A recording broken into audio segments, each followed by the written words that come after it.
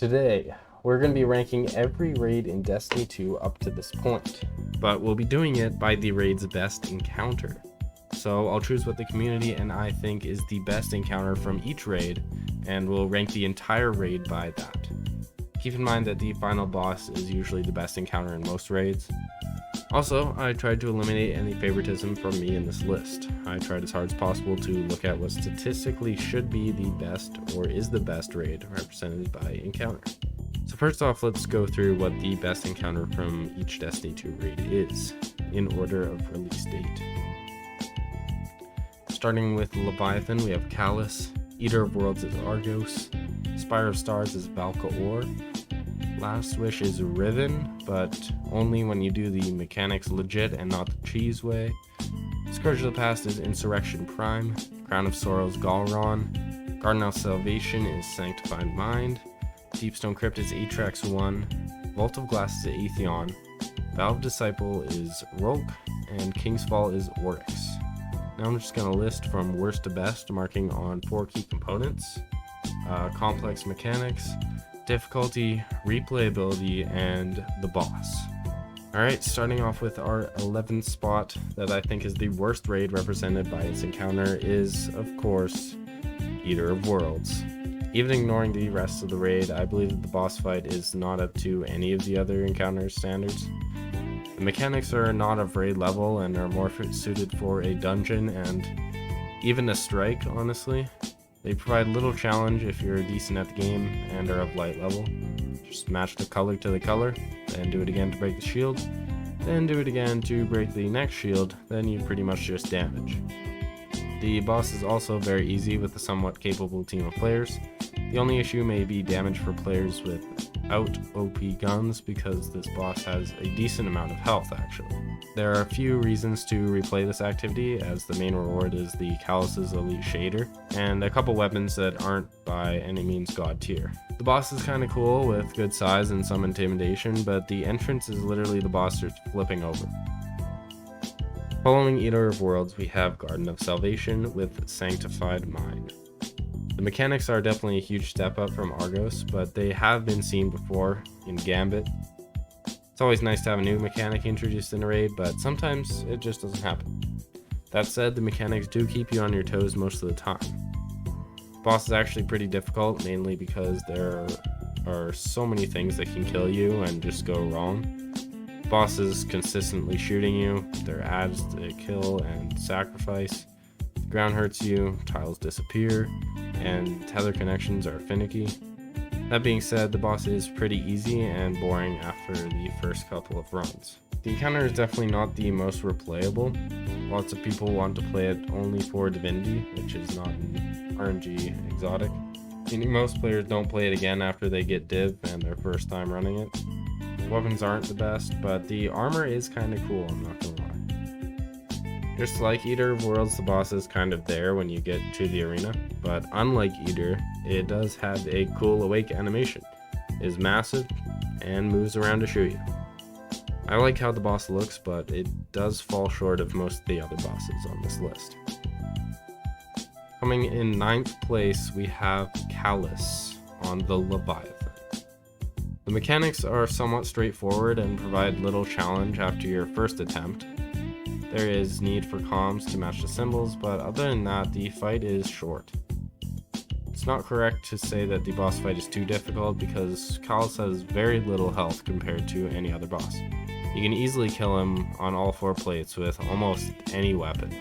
There are a couple rewards that are worth playing for, but nothing too insane. I will hand it to this fight for being fun above all else, as it's great to see the health board just melt away with top DPS strategies. The boss himself is cool, with fitting voice lines and robot animations, as well as being a literal emperor. Leading us into 8th place with Galron and the Crown of Sword. The mechanics are something that we've never seen before, and they keep you on your toes and watching buffs for the duration of the fight. The illusions of Galron force the team to watch all angles and make for a great slam mechanic to kill the mini Galron to progress. The hordes of enemies combined with 3 bosses shooting at you creates constant pressure. This raid does have its own RNG exotic. but what really hurts the replayability is all the other weapons. While managing to look rusty and old, they also serve very little purpose as top tier PvP or PvE picks. That said, the boss is huge and wears the Crown of Sorrow, thus the name of the raid. His two illusions add to this effect along with his giant sword. He does not move around the room, but it's made up for because he basically is the room. When killed, the crown comes off of his head, which I thought was a pretty cool addition. Next up is actually going to be Atheon with Vault of Glass. This one actually pains me to put this low, simply because this raid holds a special place in my heart, but the statistics don't lie. Or maybe they do. I don't know. Don't get mad at me, but let me know in the comments. The mechanics do provide a bit of a challenge when first learning them, as they come down to speed compared with quick ad clear. The random teleport mechanics force all players to have a chance at doing each roll. After your first clear, the mechanics become second nature and are slightly boring. DPS is fun to do though, but the boss lacks final stand, which I will ignore because it is the first raid that Destiny's ever made. Like I said, after your first run, the difficulty drops off, with the only problem sometimes being damage. If you have a decent team of players, it is easy to avoid supplicants, harpies, and the detain mechanic. But going through it your first time, this may be difficult. A great feature of this encounter is replayability. It is fun to run multiple times to grind for Fatebringer and Vex Mythic Blast, not to mention the boss rooms suiting the raid perfectly. The boss also suits the raid as it looks like it was made out of glass. In our 6th place, we have Valka in Spire of Stars. The mechanics are interesting, combining objects to throw with multiple different places and people to throw them to. Might not sound that great, but it always kept you on your toes with little room for error, and especially in Final Stand. Valka is pretty difficult because of the sheer amount of enemies and mechanics to focus on. As always, Well of Radiance makes this easier, but it wasn't out yet when the raid was released, making this one of the most difficult boss fights at this point. The replayability to this raid is a bit questionable, as the guns didn't offer a lot. That being said, the best emote in the game was also on the table. The boss is hard and fun to defeat, so this itself makes it replayable. The boss has a good final stand mechanic, with balls being shot out of him and only a certain amount of time to throw them back or wipe. The boss matches the arena and stands on a pedestal with fire on each side. Boss entrance is also cool, with him killing a callous robot before facing the team of 6. Just barely cracking our top 5 is Scourge of the Past, with Insurrection Prime as the boss. Mechanically, this encounter is very innovative. You have the map at the back telling a player where everybody is and where they need to go. The way that you take down pieces of the boss and its shield make it feel realistic. Fitting a tank into the mix makes a lot of sense as well. The encounter could have been a lot higher if only it was more difficult. The main thing stopping your team is failing to shoot the weak points on the machine's back. Other than that, you just follow directions of the map reader, kill adds, and break shields. What was a clever idea was to boost damage when next to a person with the same buff. While clever, it did make the encounter even easier, as it pretty much doubled damage. One of the reasons that this encounter is this high is because of the reward for completion. It is an RNG exotic by the name of Anarchy, the best exotic in the game for years. This raid has some of the highest replays ever just to get this weapon. The boss perfectly fits the setting of the arena. It's a broken down city that is uninhabited and abandoned. This giant mech with many different weapons is the only thing stopping you from reaching a vault. Only problem is that not much pressure is put on players running around the map from the boss. Okay, so up until this point, there hasn't been any major upsets, other than maybe Vault of Glass. But with this next one, I might get some players fuming. Number 4, Oryx, the Taken King from King's Fall. Personally, this is one of my top favorite raids and also my favorite boss.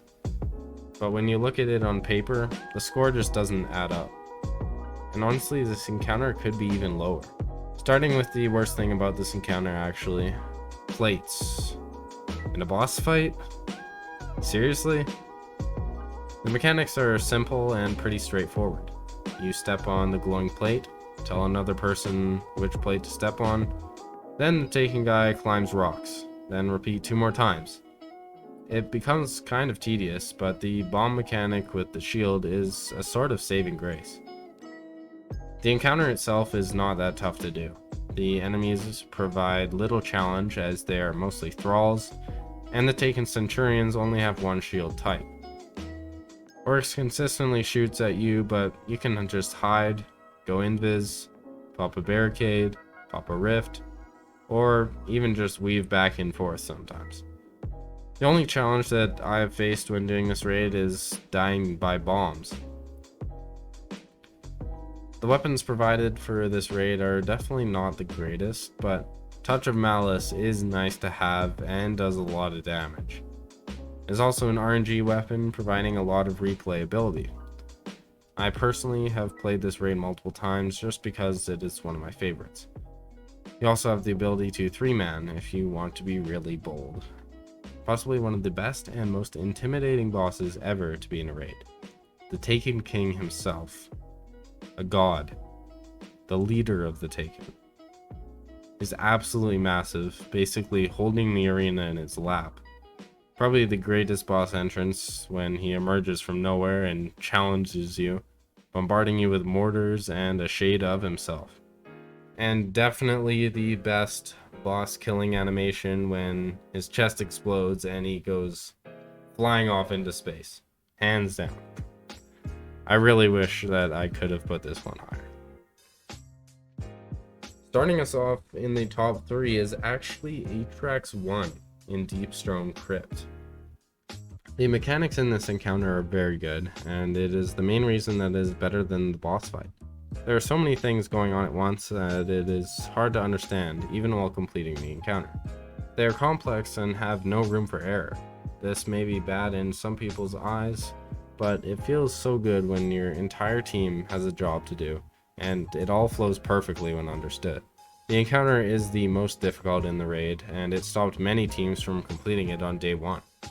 The encounter forces players to work together without seeing each other. All players must trust their teammates to get their specific job done. When looking at it as a whole, the rotation is very complicated. Slowly taking down the boss is tedious, but it allows for a great endurance fight. The main issue is keeping calm and clear callouts when breaking off replications and in final stand. The main issue is how easily the counter became after day 1. Boss's health was reduced significantly, and staying alive is usually not a problem. The replayability this encounter offers is arguably the best kinetic slug shotgun and kinetic aggressive frame sniper in the game. That aside, the encounter provides fun and challenge for any fire team willing to attempt. This is one of the encounters that will make your raid team better, once mastered. Boss is near perfect for this type of encounter. It's perfectly sized to have multiple around the room, but not small enough to lack intimidation. The walkout animation, or first cutscene, is great to introduce this villain, showing that he is a mischievous trickster of replications. There are only 2 raids left, and you might be surprised that one of these has made it this far, but rightfully so. Vow of the Disciple in number 2. Crazy, but Rolk is a great boss fight. Starting off mechanically as usual, the matching of symbols has been seen before, but not up to this extent. First having to retract the boss's shield before entering the arena. The boss introduces 2 new buffs to the fire team that they have to keep alive and dunk on specific pillars. Up at the arena, yet again, you need to read, acquire, and dunk 4 times before damaging. The weak spots were also a good addition.